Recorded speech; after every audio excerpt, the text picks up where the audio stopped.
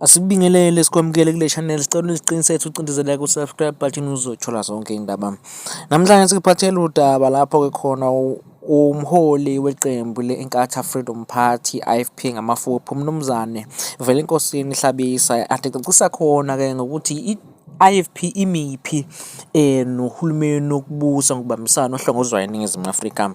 Ukubike kwacaca kumnumzane Velenkosini Hlabisa ukuthi-ke i-IFP izimisele ukuthi-ke ingene kuhulumeni wokubusa kubambisana ohlongozwayo eNingizimu Afrika. At a national level, the IFP has decided in forming part of a government of national unity.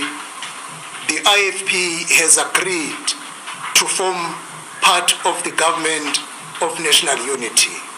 Uphinde-ke wacacisa kudaba lohulumeni wokubusa kubambisana esifundazweni saKwaZulu-Natal lapho-ke khona kuphume khona incwadi kade igudla kakhulu ey'nkundleni zokuxhumana. Ibicacisa ikhuluma-ke ngokuthi-ke iqembu le-IFP kanye ne-MK bahlele ukuba nomhlangano. Icacisa lapho ukuthi-ke impela incwadi bayithole futhi bawuhlele umhlangano, kodwa-ke abaphathi beqembu lomkhonto wesizwe party abazange bafike ngesikhathi abekumele kuhlanganwe ngaso.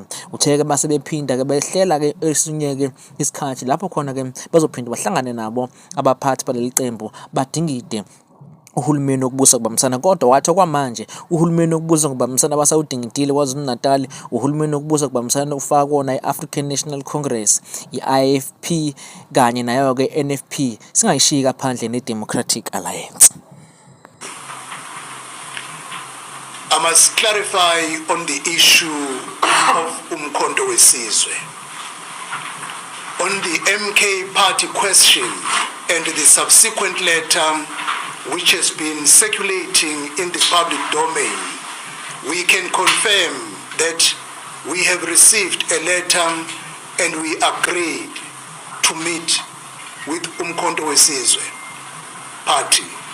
However, the leadership of the MK failed to honor a pre-arranged meeting. Our delegation waited for some time. However, when they failed to arrive, the meeting was cancelled.